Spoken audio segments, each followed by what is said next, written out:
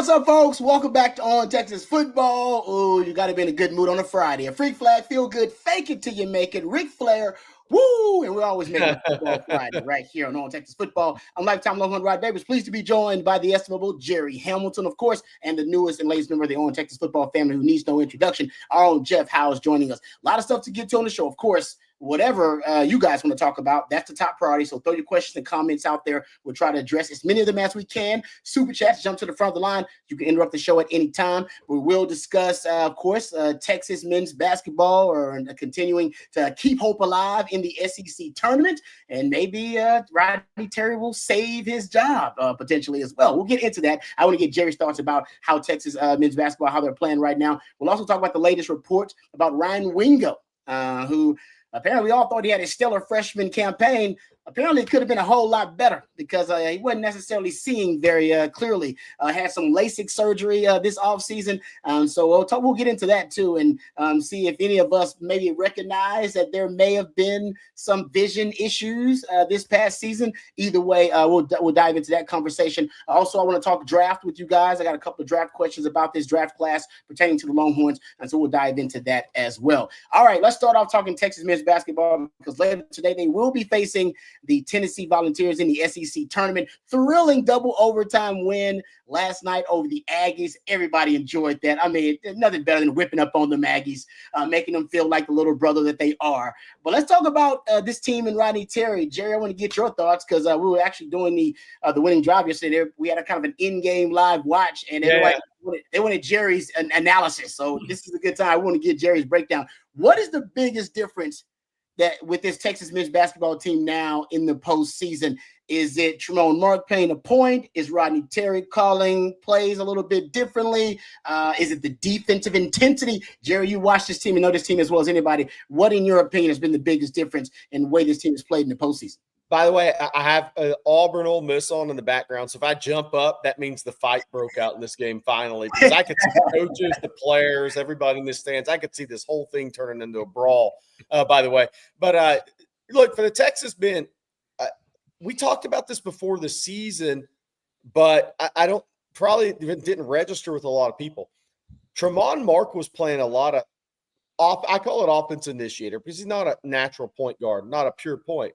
But there's a lot of teams that just roll with multiple combo guards. Mm-hmm.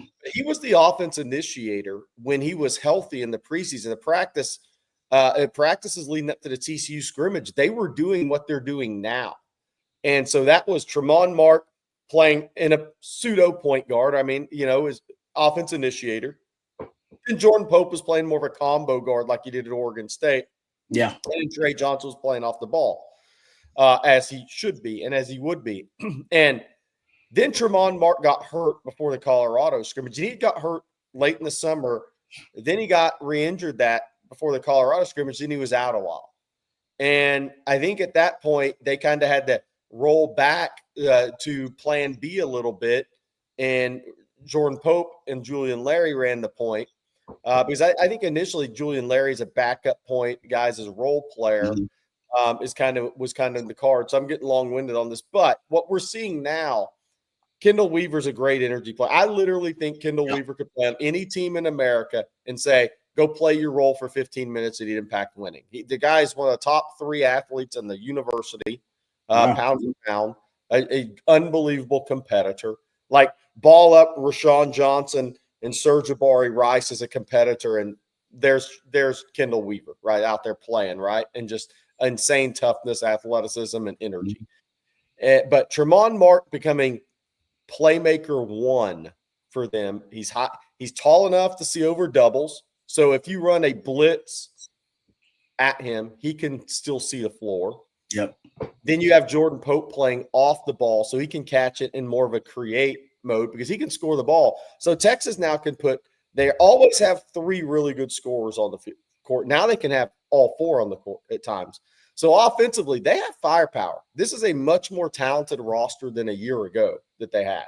They have some really good offensive players. Now, too much of it's isolation at times, and that drags you down, drags you in the lulls, especially in a conference which you play Alabama and you could score 85 and lose by 15, right? To that, Florida. But they're finally healthy. And what it's done is going into today. I don't know what the legs they're going to have today. I mean, if you think yesterday was a brawl, wait until Rick Barnes starts this game, Jeff. He's going to make it a cage match and see if Texas has any legs with 10 minutes left. That's Rick Barnes' MO. If you watch him, he's been sitting around for a week practicing, and now he watched Texas play two pretty physical games, especially yesterday, a double overtime. And Tennessee's about to make this a cage match and see if Texas has any legs left at the 10-minute mark. But it's given Rodney Terry a chance now. I mean, that's just where we're at. If they get in the tournament and win a couple of games, man, that calculus can change a little bit. Going into this SC tournament, it wasn't if, it was when. And now, if he gets in the tournament, I think they're in the tournament today. Could there be an upset or two that maybe knock them out? Like if a Boise State won today or something, potentially. But I think they're in right now in the play-in game. But if they go win a play-in game and a round of 64 game, that gets a little more interesting. And I'm not saying what will happen or won't happen, but it gets more interesting when you won 6 NCAA tournament games in 3 years. So we'll see what happens. Yeah, no, it's interesting because and they're playing some really good basketball right now, but yeah, they're about to run into a juggernaut here in Tennessee. And I did see that, and shout out to Texas basketball, and shout out to the SEC, that if Texas does indeed make the tournament, they would put the SEC would have record 14 NCAA tournament bids. That is insane. I mean, it's unbelievable, Jeff. The only two teams that wouldn't be in are LSU and South Carolina. That's crazy. It just shows you. I mean, Blake and I talked about it. We recorded Bases Loaded today. I said, it's a historically great year for men's basketball in the SEC. That's what it's like every year for SEC baseball. As Texas gets that started today, and here in a couple hours against Mississippi State, the game got moved up to 4 o'clock because of the weather. But Jerry, you said it to put in a nutshell what you just said. It fit having Tremont Mark healthy, with Kaluma healthy, Jordan Pope understanding his role.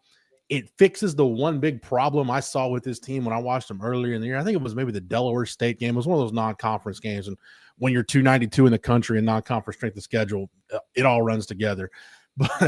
But I look at their second unit and I'm like, man, they're going to struggle to score.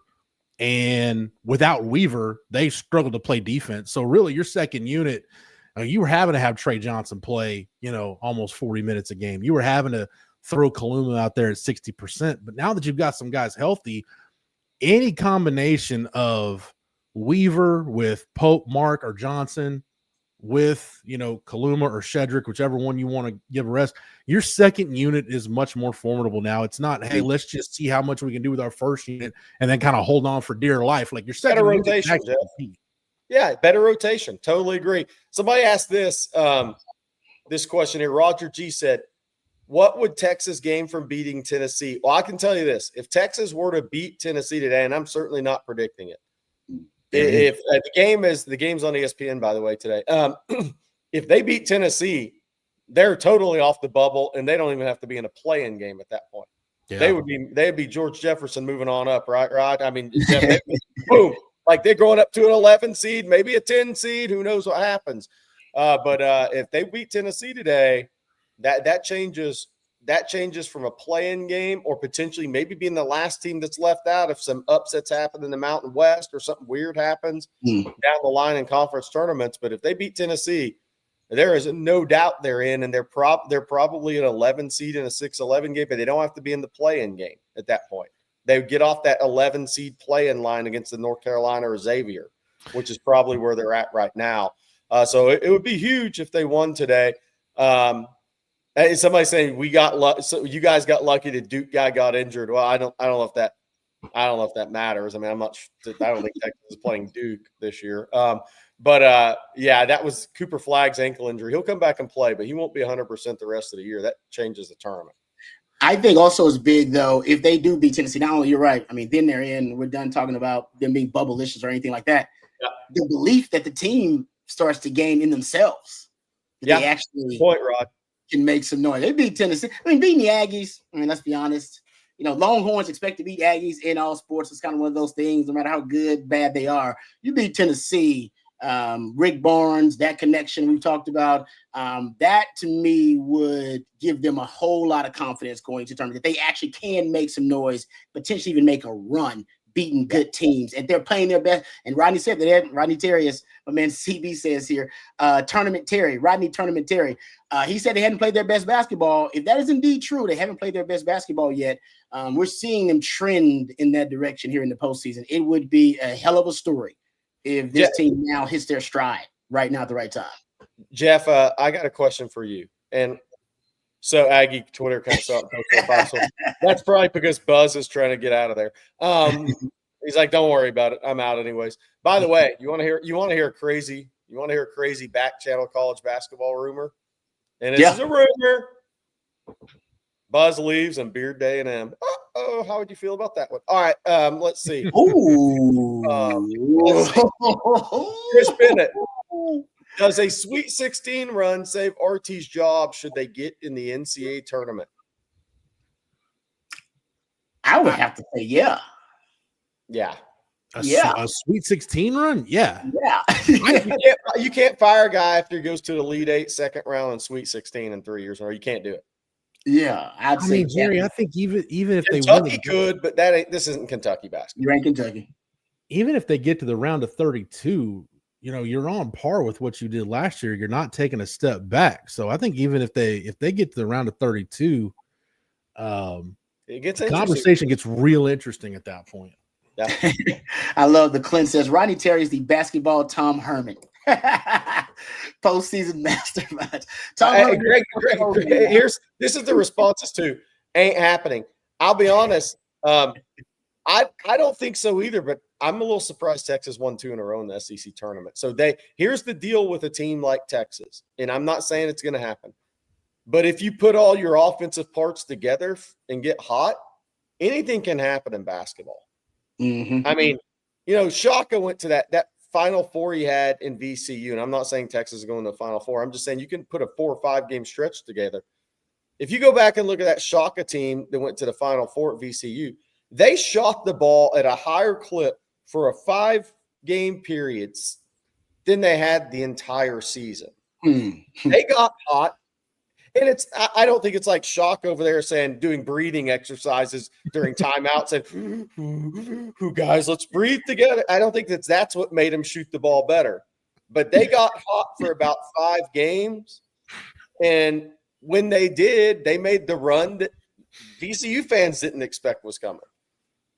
You got to warn me before that's coming, Jerry. Here's what I'll back you up with this on the offensive stuff. I think where Texas is now, and I'm not saying Texas is this team, but you think about like that Syracuse team with Jerry McNamara, where they were in the same spot, and he just went badass crazy in a Big East tournament. Kemba Walker did the same with UConn. If we're saying, Jerry, if we're saying 80 is the magic number, it's not out of the realm of possibility that on a given night, Trey Johnson and Tremont Mark can get you to 60 by themselves. 80 is a doable number for Texas. Now, because look, they have more firepower than last year. I mean, and the SEC will beat you down because you can literally Florida scored 100 points and lost at Kentucky this year. I mean, it's like there's just some wild numbers out there in the SEC this year because how good the coaches are on offense in this conference. Todd Golden, Nate Oates, Pope. I mean, these are some elite offensive coaches. But Texas has the ability to go score 75 plus and 80 plus if they shoot the ball well and execute well. And if they do, you become a team that's tough to beat. That doesn't mean you can't lose in the play-in game, but that also means you have the ability to go on a little streak and win 4 or 5 games that people aren't expecting you to. So it'll be interesting to see what happens. Hey, you brought up Shaka earlier, and CB brought up a good point here. When Shaka came to Texas, and you brought him up when he had that run at VCU, did he abandon the Havoc mentality and now run to that Marquette, as my man CB mentioned? So it's a personnel, but this is always the deal. Like when Shaka was hired, I was actually excited about it from a style of play standpoint because I thought if he just let it rip, that it could be. Now, kids don't want to press the whole game, and that's the issue, right? And he doesn't do that as much anymore, but he totally abandoned what he was when he got the Texas job to try to be more of a half-court NBA attractive coach. Well, that's great in theory, but if you don't know how to, if you're not a great offensive coach, you're going to fall on your face. And boy, did that happen. So he's returned back to more of what he is at Marquette. And I think that's how he's got to do to be, that's what he's got to do to be successful. Yeah. It was always interesting that he came in and tried to immediately try to be something he wasn't. And I think that's tough to do, man. It's tough to do. Yeah. All right, good stuff, guys. All right, we see the questions, guys. We'll get to the questions here in a second. Let me thank our good friends at Bluebird Organizing first for sponsoring our Friday live stream. Are you and your family feeling somewhat overwhelmed and stressed in your current space, holding on to too much stuff without enough room for it, navigating a big transition in your life, maybe like moving or divorce or potentially having kids, expanding your family? If you're ready to bring more order and calm to your space that you spend in every day, Bluebird Organizing is Austin's premier professional organizers, and they can help you wherever you are in life. You'll end your overwhelm and you'll get organized and make your space work for you. If the thought of having someone come look at your personal space seems a bit intrusive and feels overwhelming, don't worry, because Bluebird Organizing, they understand. It's no small ask to let a stranger come into your home, but with Bluebird Organizing, there's no judgment at all. Only efficient plans that can resolve conflicts at home and change your life for the better. So don't waste any time. Give them a call today at 737-346-7779. That's 737-346-7779 to book a free in-person consultation today. You can also text them. Not a lot of people like to call these days. So if you want to text our friends at Bluebird Organizing there at 737-346-7779, you can do that as well. Or you can go online and look them up at bluebirdorganizing.net. That's bluebirdorganizing.net. It's a free in-person consultation, which means you got nothing to lose, but you have so much to gain by getting organized with Bluebird Organizing. Thank you very much for sponsoring our Friday live stream. All right, let's get to a couple of questions here. This one's actually baseball related for you, Jeff. You brought up baseball starting SEC play today. This comes from Todd. Todd says, Texas baseball opens SEC play today. Who will be the Sunday starter? How do you see the series with Mississippi State unfold? So it's going to depend on the weather. So here's how the SEC is going to how the SEC works. They moved the game up today because of weather, and it's not looking like they're going to get in a game tomorrow. So let's say they don't play Saturday, you'll play 2 7-inning games and a doubleheader on Sunday. Now Luke Harrison would start the first game on Sunday as your number 2 starter. Basically, Schloss said if it's a 7-inning game on Sunday, he couldn't guarantee that Dylan Volantis would start, because it would all depend on who got used in the bullpen on Friday, who got used in that first game, who's available, and you might just try to piece it together at that point. So if it's a regular Sunday game where you're playing one, it'd probably be Volantis. If it's 2 7-inning games, you'll probably just have, maybe Jason Flores opens it up, and then you just kind of piece it together from there for the next 6 innings.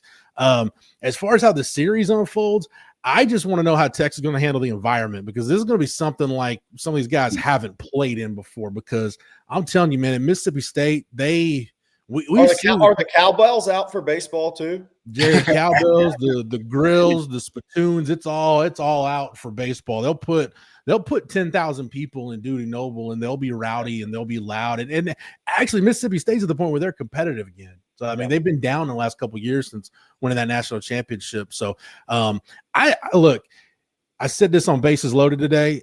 Because of how competitive this league. I mean, you got 16 teams in the league right now. 12 of them are in the top 25. So yeah, it's insane. Every weekend is going to feel like a super regional. It's going to have that kind of intensity. You're going to face that kind of talent. So we're going to figure out here pretty quick what this Texas team is all about, because just to show you how there's no off weeks, you go to Starkville, which is a tough road trip, come back next weekend, you got the number 1 team in the country, LSU, coming in. So it's going to be a lot of fun, but yeah, it's going to be hellacious. One of my takeaways from that was 24 hours with nothing to do in Starkville. Oof. God, that'd be like covering Randy Moss with your arms tied behind your back.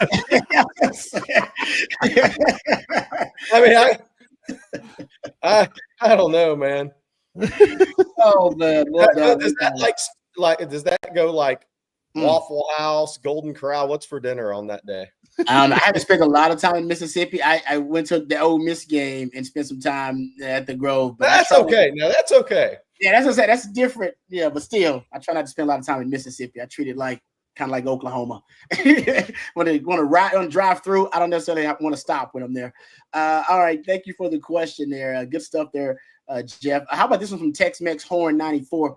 Says, good afternoon, Rod, Jerry, and Jeff. Good afternoon to you too, Tex-Mex Horn. Says, looking at the upcoming season, who are the favorites for the Natty and which player, specific side of the ball or position group, has to step up for UT to win it? I'll just give you I guess the futures bets have the best odds have Ohio State, then Texas, then Georgia, then Penn State, then Penn State I think is tied with Oregon. Those are your top 5 schools in terms of, I believe. I'm sure everybody's got different futures bets, but let's talk about this because Bobby on Coffee and Football, this question was asked earlier this week, and he said, look, he was like, I don't know how you do it, but you may have to go with Penn State right now because quarterback's back, both running backs are back. Jim Knowles, how long does it take him to adjust defensively scheme-wise? But Colton Dickey's back. Because if you look at it, Ohio State is going to have a new starting quarterback, and they lost so much. I can't believe they're getting the best odds. Texas, Georgia, Rod, lost as many playmakers. Yeah, on defense, a ton. I mean, Malachi Starks, Jalen Walker, Michael Williams. Yeah. I mean, both of the interior guys, Stackhouse. What's the other safety? The other starting, was it Dan? What's his name? Yeah. Dan Jackson's gone. He went like a 4-4. He's leaving too. That's like Texas losing their Michael Taft. Yeah, I mean, they lost 4 offensive linemen, 2 starters. And now running back ETN, Nate Frazier is going to be better. First-year starting quarterback. I mean, they lost a lot off that team. And Oregon, new starting quarterback. Notre Dame, new starting quarterback. Alabama, new starting quarterback. I went over Nico. I mean, not accurate player. He's got to take a huge step. And then LSU, which nobody's betting on Kelly. But it's pretty wide open this year. But a lot of people, I think, could you pick Penn State right now and feel, okay, at least I feel decent about it? Because but for Texas guys, what do y'all think is – obviously, the number one answer is what is Arch Manning, but let's go beyond that. To your point about Penn State, though, I'll just say this. They do follow a certain trend recently where a lot of schools who are kind of right on the cusp of winning it all, they bring in a coordinator or an offensive mind or some type of coach to help them push them over the top. We just saw Ohio State do it with Chip Kelly. That's what Penn State's trying to do by hiring Jim Knowles, paying him all that money. LSU did it with Joe Brady coming in. Todd Monken for Georgia was a big boost for them as well. Michigan did it on the defensive side of the ball. But they do kind of follow that trend. And you talk about returning starting quarterback there. So I can see why people would lean towards Penn State. I can see that. I'll give you one that I think they should be getting better odds. One, because of the quarterback situation. 2, because of the conference they play in. I would give Clemson better odds. Oh, it's good, Jeff. I like that. Yeah, because new DC hire. Mm-hmm. They'll be improved there. Yeah, the ACC is garbage, and honestly, if of all those teams to Clemson, Arch would probably be the only quarterback I'd take over Cade Klubnik and Nussmeier probably, but it's close. Yeah, I mean, yeah. I think 3 NFL wideouts that are experienced now. Yeah, real good. They can't be worse on defense, can they?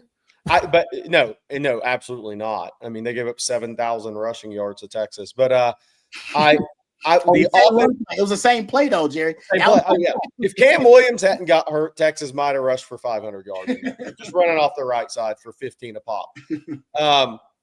But good question, Tex boy Teddy. Does Penn State really have the personnel receiver, or will they use them as well? They're going to have speed, but with Texas, I really think for this team, interior offensive line, can they run the football more effectively? Mm-hmm. Because that goes in the red zone. That goes into closing out games against quality opponents. Mm-hmm. That goes down to we can run the clock out when we feel like it scenarios. We can grind the game if we need to. We can control the football game, and we can protect our first-year starting quarterback because we have a better interior run game and stop A-gap blitzes all the time. Does it make sense, Rod? I don't know. Yeah, no, I'm with you. I was trying to think of another position group or player specific that needs to step up. I was going to go O-line in general. I like how specific you were about the interior O-line specifically. I think you nailed it, Jared, honestly. I mean, because we all expect Arch to have a good season. And the defense, I can't say the defense should step up more. I mean, you got All-Americans at every level there.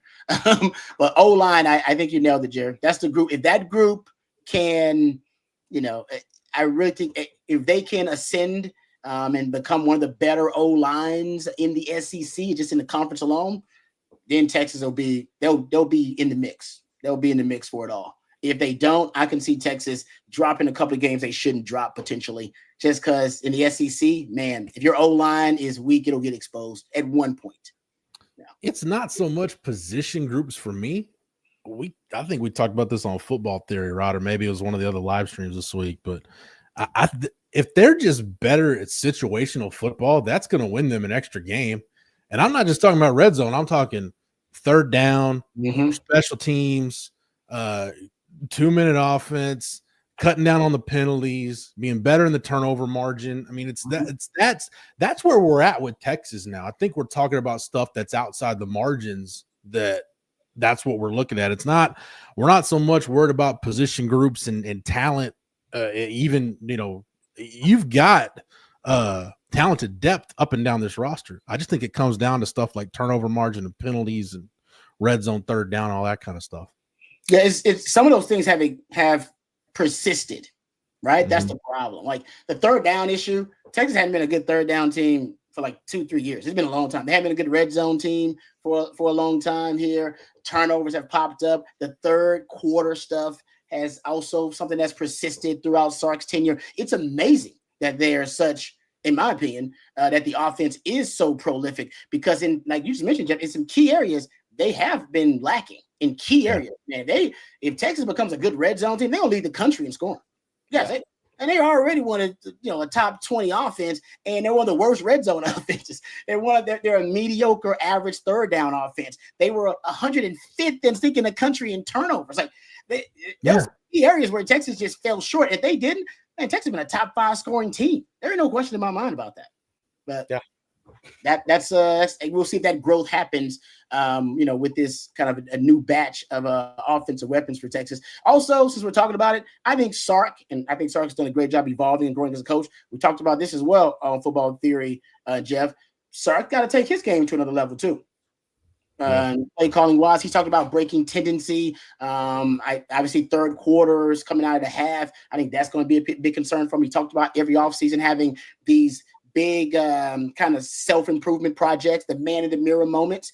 And I think breaking tendency in big games is kind of going to be one of his priorities, a point of emphasis this offseason.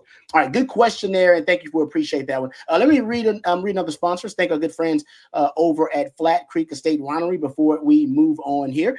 Flat Creek Estate Winery, folks, just minutes from downtown Austin, and they won award after award for their vintage wine, Super Texan. I'm a huge fan of the Super Texan. It is a great wine. As a matter of fact, my wife's a big fan of it. So is her mom and my mom. We actually got a chance to enjoy some Flat Creek wine and that Super Texan over the holidays. But not only do they produce some of the best wines on the market, and by the way, you can find that Super Texan at your local Specs. They also have a display at your local Central Market. I saw that there as well. So glad the good word is getting out about Flat Creek Estate Winery. But they also have a gorgeous venue with barbecues and wine tastings and wine tours every single weekend. It's perfect for a day date with your significant other or a weekend getaway with that very special significant other. Go check them out at flatcreekestate.com. We actually had a member of the On Texas football family get engaged there at Flat Creek Estate Winery. So no matter how special the occasion may be, trust me, our friends at Flat Creek Estate Winery, they can accommodate any concerns, any events that you have in mind. So give them a call. Check them out, flatcreekestate.com. That's how you reach out to them. And thank you very much to Flat Creek Estate Winery for being sponsors of our Friday live stream and being a part of the On Texas football family. All right, Jerry, this is something I think you wanted to get into We haven't had a lot of recruiting news, but it's something that we talked about in our kind of pre-show conversation. Jose says, "Good afternoon, gents. Jerry, did you expect Winfield to commit to USC today, or was that out of left field?" No, I posted on Texas Football. I can't remember what day it was earlier this week, that a Texas priority target was expected to commit to USC this week. And look, USC makes that huge push, their NIL push early, which Oregon, some others do. But that's what I was getting at on Texas Football when I said we're expecting a top Texas target to commit to USC this week. The USC made a massive push early, kind of like they did last year with Isaiah Gibson and Justice Terry out of the state of Georgia. Neither one of those guys ended up, obviously, at USC. And I think USC smartly tries to get some guys outside of Cali in the boat and see if they can hold on and hang on to those guys. Last cycle, and mixed reviews, recruiting the D linemen, but that's what you have to do for D linemen. Even the best guys in Cali right now are committed to Oregon, and they're fighting for the kid that I posted is going to make an official visit to Texas out of Mater Dei. He's going to visit June 13th. He's committed to Oregon right now. So, no, not surprised. I didn't know what day it was coming. I was just told early in the week that he was expected to commit to USC. I did not know it was going to be yesterday or today or tomorrow, but I knew that was coming. Somebody asked about Jalen. But by the way, Texas will keep recruiting him. I think he'll be on campus. It's just Texas isn't concerned about this stuff early. Texas hasn't made NIL pushes in 26 with kids yet. So that's why I always say take all these crystal balls or picks to Texas or what. So just with a little grain of salt, knowing how Sark recruits. I mean, just go back and look at last year's class. How many of those kids had picks to Texas right now that end up in the class? So Jamie French didn't. Myron Charles didn't. Josiah Sharma didn't. Justice Terry never been on campus. Grayson Littleton. Jonah Williams had been picked to 4 other schools before he committed to Texas. So Sark's they're chilling. They start getting guys on campus here coming up next weekend. And then they have the big visit weekends, the 29th and April 5th as well. Jalen Lott, there's a question about Jalen Lott. He'll visit Oregon, Georgia, LSU for spring break. He'll be at Texas in the spring and for his June official visit. So I would just say just kind of roll with the waters get rough a little bit. Sark and them aren't really concerned about it. They're just going to get to June, get to the official visit process, get into that spring evaluation period and get these kids on campus and see what happens when the dust settles. Because in that office in Austin, they're just this is all part of it.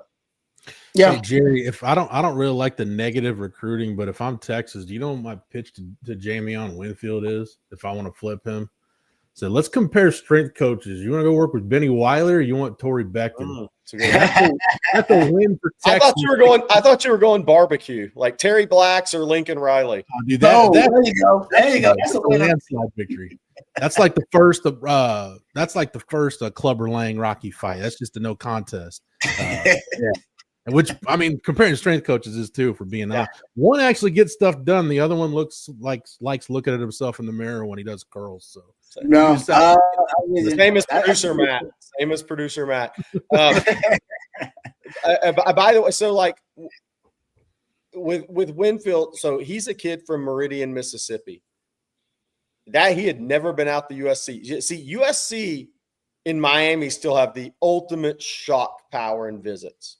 Yes. Like Isaiah Gibson last year from Warner Robins, Georgia, right? Goes out to USC and you're like, oh, my, this place really exists in America? You're like, I want to go here, mommy, daddy. I want to go here. And then there's the NIL offer. We're done. We're good. And then as time – now, if USC – here's the game USC's playing. If they go out and go 11-1 and make the playoffs this year, then they have a little more juice, right? But they got the visit juice. They got the best unofficial visit juice in the game. Just go out there, go around Hollywood.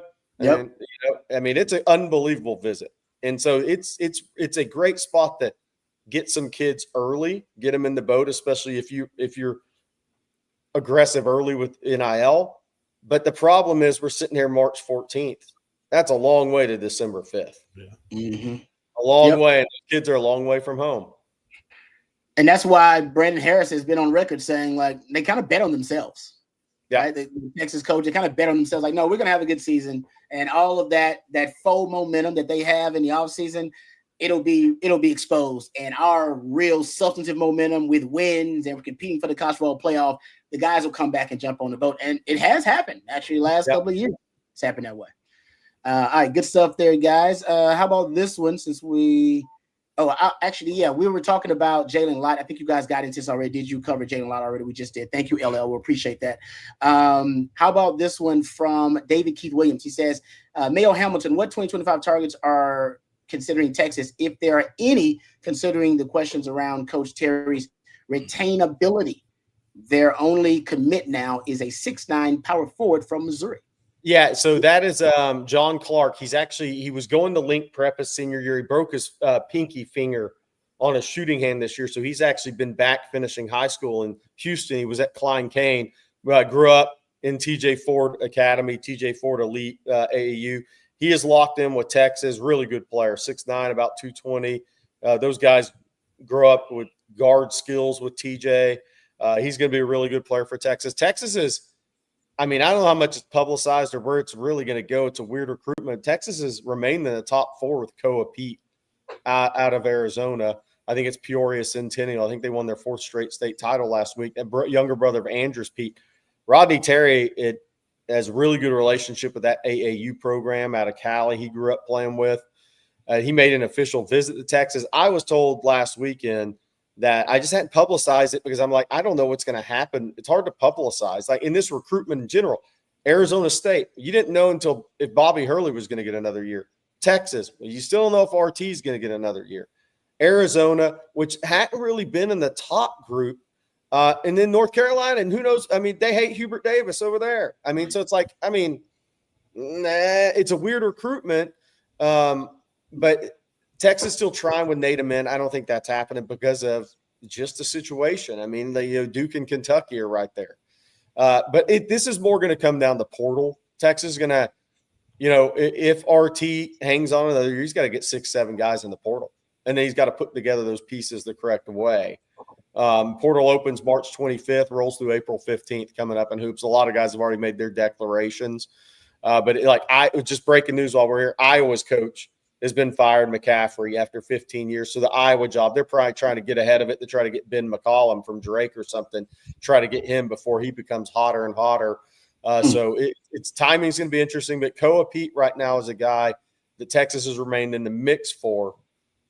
Where it goes, it's hard to say. I mean, is a kid like that going to roll with Arizona State? Because Bobby Hurley's in his last year of a contract, even though he got next year. And I think Bobby's a good coach. They had tons of injuries. They're down to 6 players. I think he's a good coach. He had no NIL support before this year when he went out and raised it on his own because he's Bobby Hurley. He's giving himself a chance next year to turn it around. And then Texas, what's going to happen with RT? Houston still may be hanging around, but surely they spent all their NIL funds on that class. And then, Arizona. Could Arizona almost get him by default because they hung around the rim? We'll see. All right, Jerry, real quick, the Koa Pete, his AAU team, is he Compton Magic? Yeah, he was for a long time, yeah. Okay, yeah, that's Timmy Allen played on that same. Yeah, exactly. Yep. And Rodney had a couple of guys at Fresno on that tournament team from Compton Magic. All right. Good stuff there, Jerry. How about this one from Joe? Joe with a nice super chat. Thank you very much, Joe. Very kind of you with the super chat. Says, hi, guys. I'm seeing people commenting on various platforms that Arch would be in the 26th draft class. My understanding is Arch and his family have stressed 3 to 4 years of college ball, so him being in the 26th class is unlikely. Thank you for the super chat, Joe. I'll let y'all address why that's 0. Go ahead. Because I don't know. I've heard multiple times, and even the Manning family themselves talk about they want him to start for a couple of years at Texas, and play for a couple of years. Now that could change. He comes out and wins the Heisman, and Texas wins a national title. I mean, obviously everything could change. I mean that, but I believe they're planning, and there's no reason to doubt it because otherwise, why would he have sat behind Quinn for 2 years when we know that was something he didn't have to do at all either? He could have went somewhere and played. I mean, he's a Manning. So I tend to think that he is going to be here for another 2 years. But like I said, anything could change. But the Mannings have stressed that they are emphasizing development. And I think the real reason they're emphasizing that is because a lot of the NFL agents, actually, I've heard this more from agents than I have heard it from like NFL scouts, but I've actually heard it from some scouts as well, that the NFL is not really a developmental league for quarterbacks anymore. That's just, they can't operate that way. They don't have time to. Coaches don't have that kind of job security. GMs ain't got that kind of job security. So if you don't come in and at least are somewhat ready to go to lead a team, I can't put 3 or 4 years of developmental energy and resource into you because I may not be here. And so that now a lot of that, I think the emphasis on development for quarterbacks has shifted back to college. And if anybody would know that, if that were indeed true, it would be the Manning family, because that is their family business. The first family. By the way, they just had Chris Beard on the mic'd up during a timeout, and he did not say we got to go winning plays, guys. He had a little different message, but that's another subject. So on Arch, look, I think it's at least 2 years. I've dangled 3 out there for fun. Ooh. But Peyton Manning was the number 1 pick in the draft if he left after his junior year. He stayed. Eli, 5 years at Ole Miss. The Mannings are just wired different. They don't want Arch to go to the NFL. They want him to go to the NFL and be ready to be a guy. Yep. And here's the other thing that he's got that nobody else has, honestly. He may make 15 or 20 million a year. And I swear, like, I was guessing it was 8 to 10. I think it can go as high as they want it to go. Yeah. Red Bull and whatever, the self-driving car. What's Wingo that? and all that. Yeah. I know his probably already over 10. I've heard his Panini deal is in the 7 figures. I mean, so like he's going to play. If he doesn't play 27 to 30 games in college, I'd be surprised. I just don't think that's the way the Manning family rolls. Yeah. I think the key thing to remember, Jerry, the Manning family plays a long game, and not just what you mentioned about the development that Peyton and Eli got. They held up the draft to make sure Eli got to the right place. So that family doesn't do anything. I said this about Arch's recruitment when the idiotic transfer rumors were out there. This family doesn't do anything half-cocked. They don't go ready, shoot, aim. It's measured, it's thought out, and there's a method to the madness in everything they do. Yeah. Yep. And like I said, I'm betting 2 full years starting, a couple of playoff teams, potentially, hopefully. Then you're at 30 starts and you're ready to move on. Like Archie was in a bar and somebody like asked him a question, and you all saw the video, right? He's like, I hope he starts 3 years at Texas. Well, you know where Archie's head's at. Exactly. But times have changed. Times are different now. They are different, but great point about how Peyton and Eli, they were in no rush either. And I just think they're too focused on development. And they know, right, there's no need to be in a rush with Arch. So I think you get 2 years out of them. And I agree with the person in the chat. Enjoy it while you can. It's going to go by fast. Yeah, it's going to go by real fast. All right. Before we get back to a couple of the questions, guys, I want to ask you about this report. So we're talking about Arch. Let's talk about what may be Arch's top weapon in the passing game, Ryan Wingo. It was reported by Ann Rohr Richardson earlier today that this offseason, Ryan Wingo has undergone LASIK surgery, apparently to improve his eyesight. Now, this is the first question is, did we think that he may have had some vision issues? Did you notice anything, Jerry, just kind of watching the film? I'll admit, I didn't. Maybe I just didn't pay enough attention to it. I really didn't. The drop rate actually is pretty high from, I think he's got a 12% drop rate. Thank you very much for that. Thank you very much, Matthew. We appreciate it. But what are your thoughts? I remember when Mikael Thompson had this issue on the forehead. Remember, he had LASIK surgery. I'm not sure how much his game improved as a result. I remember Jameis Winston in the league, actually, in the NFL. He had a year where, after one of his big years, turns out he needed LASIK surgery. I'm not sure how much it improved his game.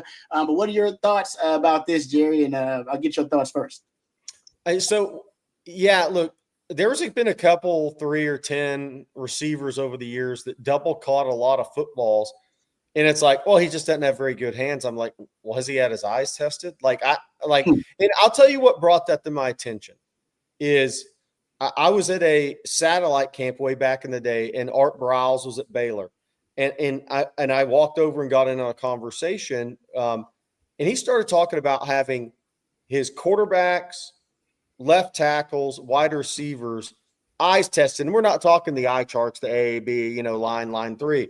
We're talking like real eye tests, vision tests. And he was like, it's one of the craziest things that's not like as much money is put in as college athletics. That's not done at like everywhere in every position. He said it matters so much if a guy drops 2 touchdowns on the season and you go from 7-5 to 5-7. And I got what his point was.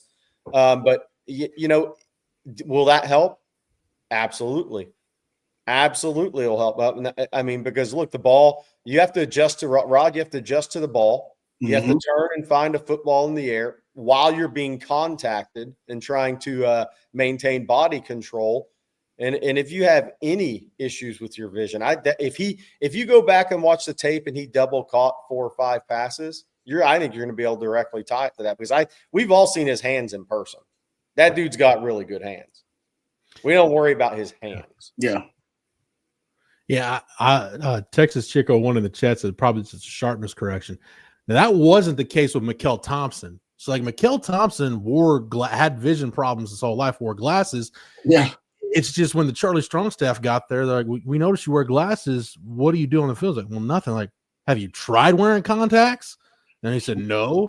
So they did the LASIK, and lo and behold, he can see, and he ends up being a draft pick. So I don't know if that would be interesting to find out. And I read, Bobby went in depth about it a little bit more at ontexasfootball.com.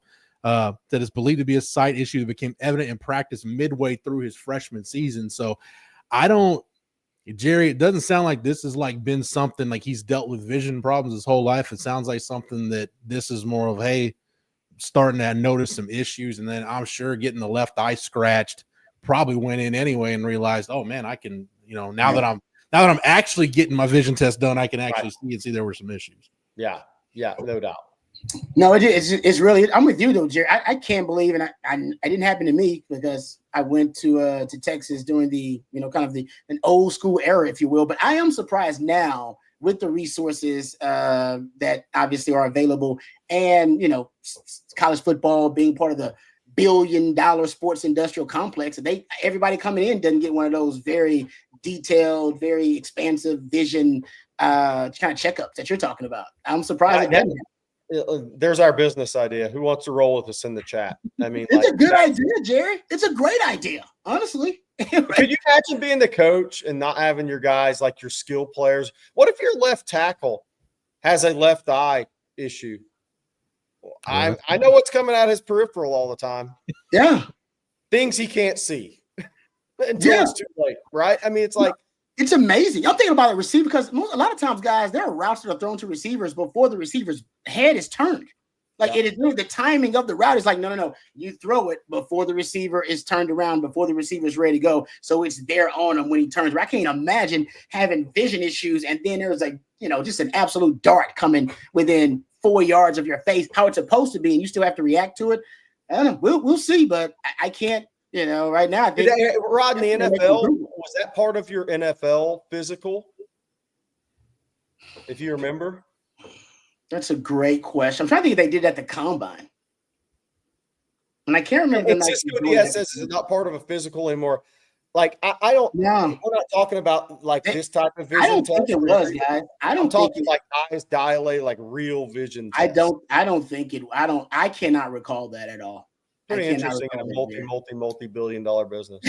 Jerry, what if Garrett Gilbert's squinting problems back in the day? What if he just needed? I thought about that many times, Jeff. I may have texted you that a few times. Probably over the years. That's wild though. If you think about it, like what if Mac Brown was still coaching at Texas if Garrett Gilbert had just gotten LASIK? That's all he did. Look, like Tiger Woods got it early on in his career, and he said it was a massive difference for him in depth perception, and not second guessing a yardage, and it's there's something to it. It's very interesting. Do I think it'll help Ryan Wingo? I do, because it's obviously it was an issue enough that he went to this to have LASIK. So yeah, it's going to help him. I had an optometrist. And I inquired about LASIK one time. Sorry, Rod, I didn't mean to cut you off, but I actually inquired with my optometrist one time about LASIK, and apparently, like your late teens, early 20s is probably the ideal time to get it done, because I think once you hit like 28 to 30 in that range, it becomes much less effective. Then when you get to be an old F like me at 40, you're just better off not doing it. Yeah. Don't even matter. Yeah, right. By the time it's kicked in your butt anyway, it doesn't matter at that point. Jeff's vision so bad he sees Jeff's vision so bad he sees 2 NFL cornerbacks on the screen right now. Me and you, Rod. He's like, is that Jason Sehorn? See, I'm seeing a former Major League All-Star DH/first baseman. Lance Berkman, baby. Hey, this should be a great NIL deal though for Ryan Wingo. Shouldn't this be natural if he starts ball out next year anyway? So absolutely, that's a great surgery. That should be a natural, NIL deal for him right there. You can tell us about it on Vaughn Lane. Yeah, boom! Once again, see, Jerry's a natural at this.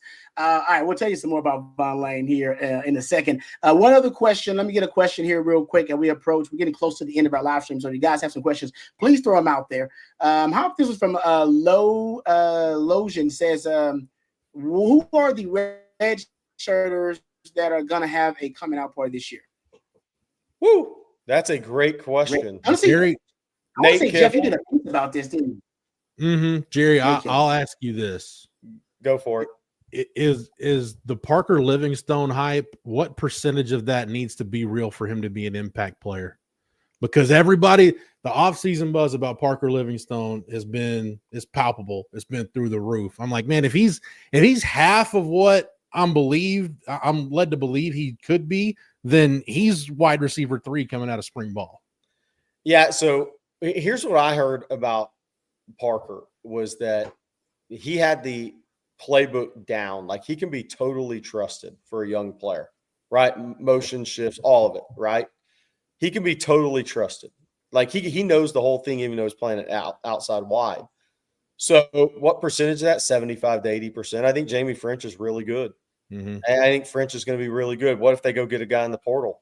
I mean, if they go get a guy in the portal this spring, I think it's going to be a top 3 round pick level player. And that brings you real competition real fast. I don't think they're going to the portal for a maybe.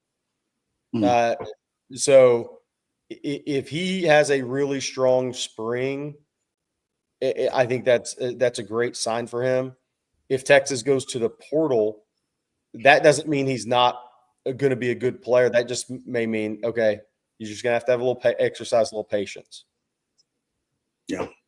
I think Brandon Baker off a redshirt right tackle. Nate Kibble, if Cole Hudson or DJ Campbell or Hayden Conner had gone down for a considerable amount of time midway through the season last year, Texas was going to play Nate Kibble. That's how good a redshirt year he was having. Now, then he kind of banged his knee up late in the season. Didn't have to have surgery, just needed some time. So you have him. Melvin Hill's in a rotation at D-line potentially. Guys, I mean, all the DBs played last year, at least on teams. Still same. Yeah, I mean, Jordan Washington at tight end. Oh, that's it. He actually, Jerry, ended up playing in like 11 games. Oh, so he's technically a sophomore. Oh, I didn't realize that. Because of special teams, yeah. Special teams. I didn't realize that. Good point, Jeff. Got the Jatavian Sanders red shirt. Yeah, I didn't realize that, but yeah, it's a good question there about the red shirt. I think Texas is kind of, I don't know, it seems like they're trying to now like avoid red shirts almost. In fact, they're just trying to, said right, say we first 4 games get our guys out there. I know it's a 4-game limit, but it seems like now if you're on the cusp, they're like, nah, man, we can play. I can tell you what, we can. This is a good topic. College coaches, any college coach I've had a conversation with, by the way, in any sport, they think it's about to be 5 years to play, period. So you have 5 years to play, no red shirt year anymore. And you know what? If you get hurt 3 straight years, that's life. It's tough luck. 5 years, boom, and that's it. Your clock starts, so you can play that guy 11 games. It doesn't matter. You're not sitting there trying to worry about preserving a red shirt. Yeah. And I think that's smart with the longer seasons and where it's headed. But I think we're going to go to 5 years, period, in college athletics. That means, and that takes in that JUCO route too. So if Diego Pavia goes to JUCO for 2 years, he has 3 years to play after he transfers to a D1 university. I think we're going to go to 5. That's the end of it. 5. I like that. Mm-hmm. I love it. Yeah. That's what it should be. Yeah, actually, I like that. It's as fair as you can get everybody involved, I think. The first time I remember hearing that, I remember Mac brought it up. You guys remember the Alamo Bowl against Oregon State where David Ash is coming off an ankle injury. Case McCoy gets sent home during a bowl game.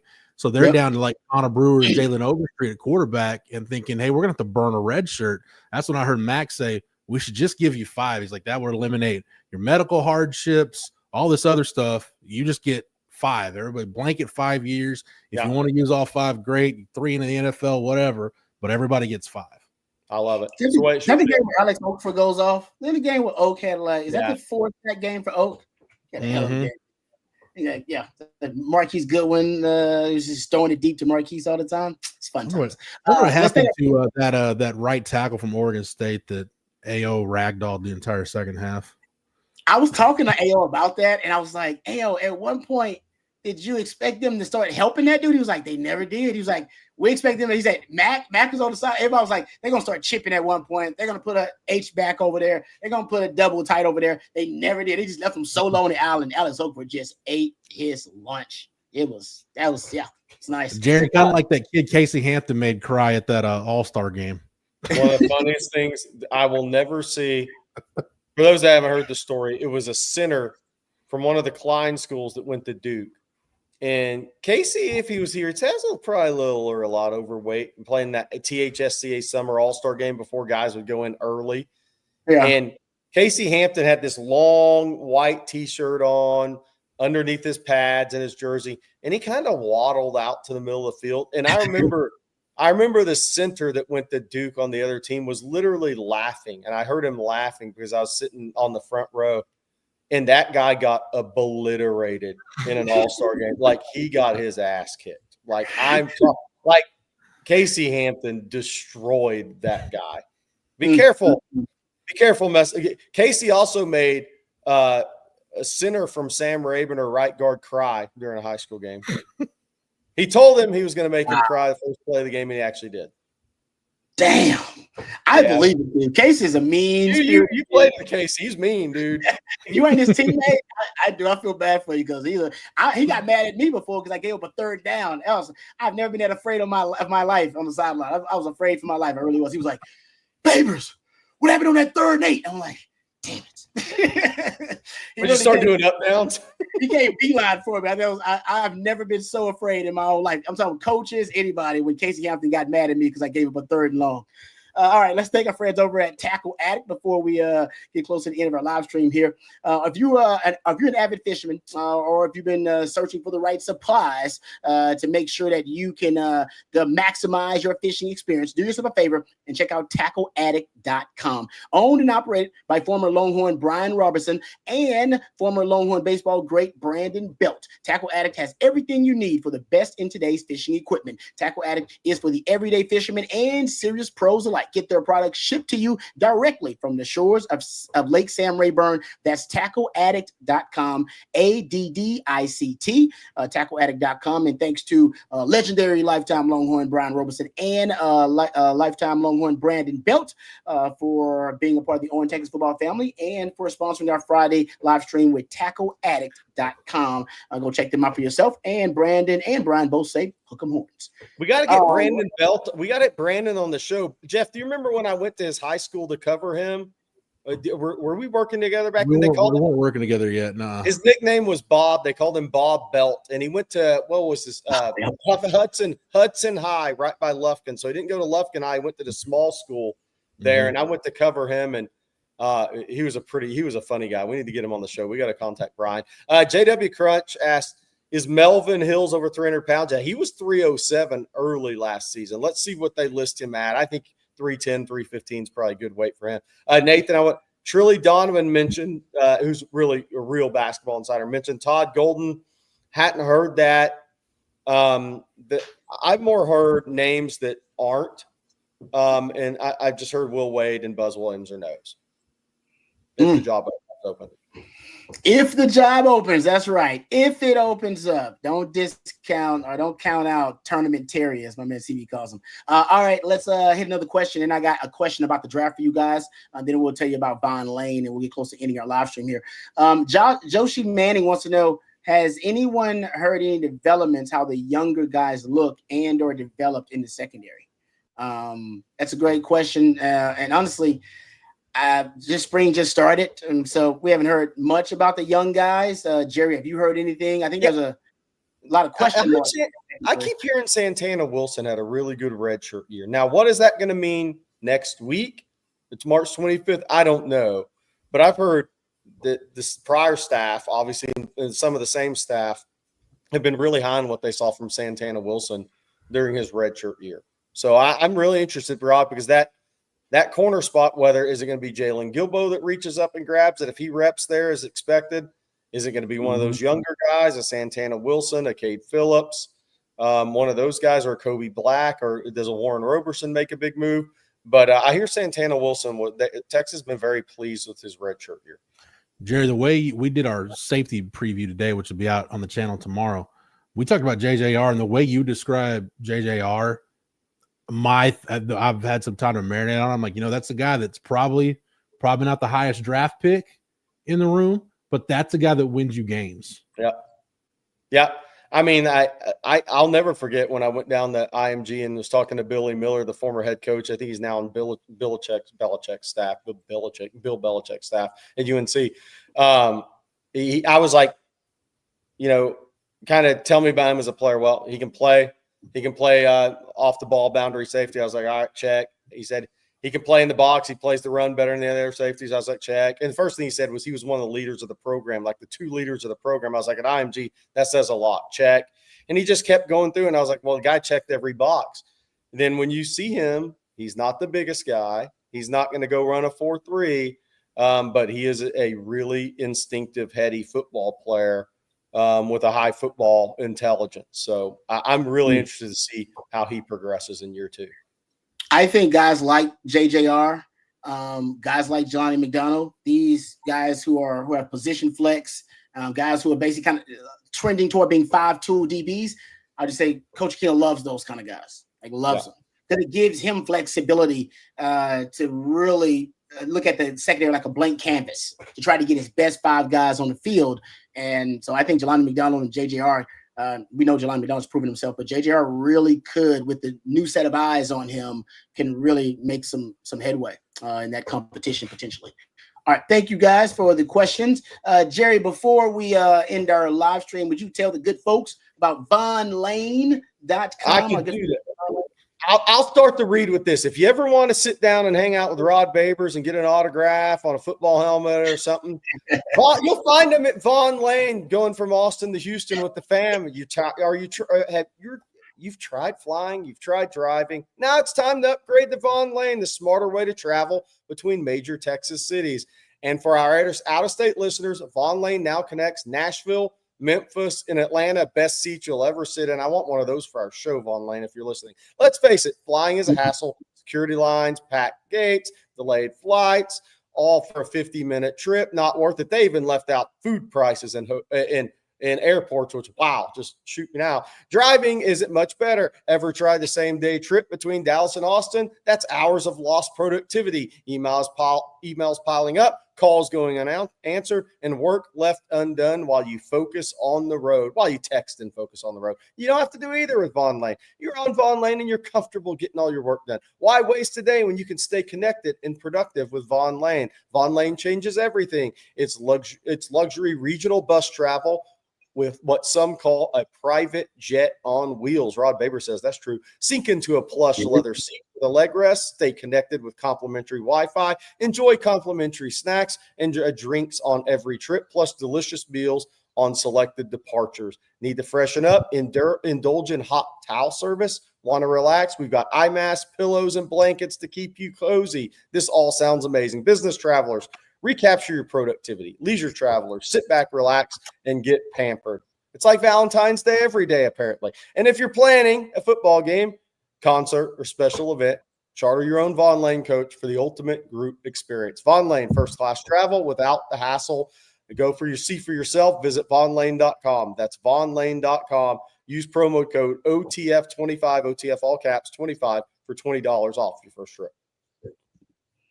Thank you very much, Jerry. Appreciate that. And thank you very much to vonlane.com for being a sponsor of our Friday live stream. All right, final question in the show. I have a question because I was talking to someone about this and we disagreed. And I don't know if we actually will agree on it either. What round will the most Longhorns be drafted? What round will have the most Longhorns drafted in the upcoming draft? I think I settled on third. I think you're right. And somebody else told me they think the second. What do you guys think? All right, so let's say there's 3 first-round picks. Okay, let's say as according to plan, Banks, Golden Bear, and off the board. Yep, done. So it's going to be the second or third round. Yeah, I said third. They said second. Second, because Isaiah Bond's a guy that's been mocked going to in the second round. So it's Cam Williams, another guy that's been seen as a guy that's going to go in the second round. Then you got Alfred Collins. The only thing that may hurt Alfred Collins is it's a really deep D-line draft. So, hell, he may drop down a little bit because of that. And then it's about Quinn Ewers and where Quinn Ewers go. Not a lot of quarterbacks are drafted in the second round. If you don't get drafted in the first, usually you drop all the way down to the third and some of those middle rounds. And there's a guy like Andrew Kuba. Kuba could find himself in a third round, somewhere around there. I think it's going to be third because I think Quinn's going to drop to the third. Gunnar Helm. I think it's going to be third.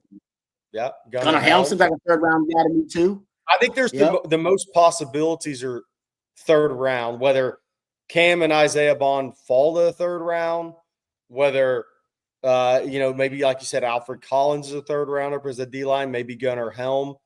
I think first and third are going to be your biggest numbers in this draft as far as guys drafted.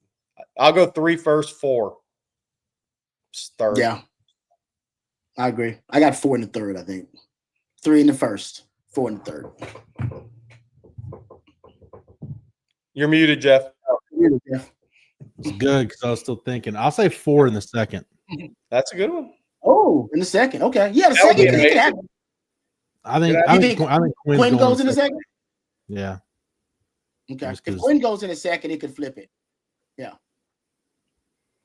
You have Cam, Bond. If he goes in the second.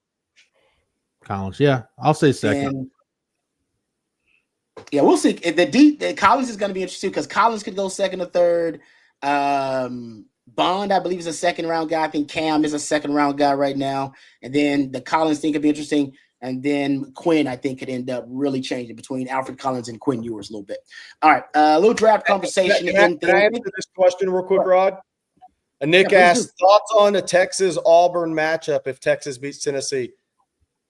Damn. My initial thought is it would be Jackson Arnold's only chance to celebrate a victory over Texas. Jerry just wanted to get that shot in. That's all. I had to get it in. Hey, if Texas, that's a great problem to have. If that's the case. Hopefully, that is something that we'll have to break down and talk about. But good luck to the Texas men's basketball team. They'll be facing Tennessee coming up later on today. As a matter of fact, it's coming on in a few minutes, right? All right. So let's get out so we can go watch some Texas basketball. Thank you guys for everything. Thank you to Matthew behind the scenes. He's the real MVP. Thank you to our sponsors. Thank you to Flat Creek Estate Winery. Thank you very much to Bluebird Organizing, bluebirdorganizing.net. Thank you to Bond Lane as well for their support, and tackleaddict.com. Thank you to Jerry for your expertise. Thank you, Jeff, for your time and all the great nuggets of wisdom. And for Jeff and for Matthew and for Jerry, I'm Lifetime Longhorn Rod Babers. Until next time, hook 'em on.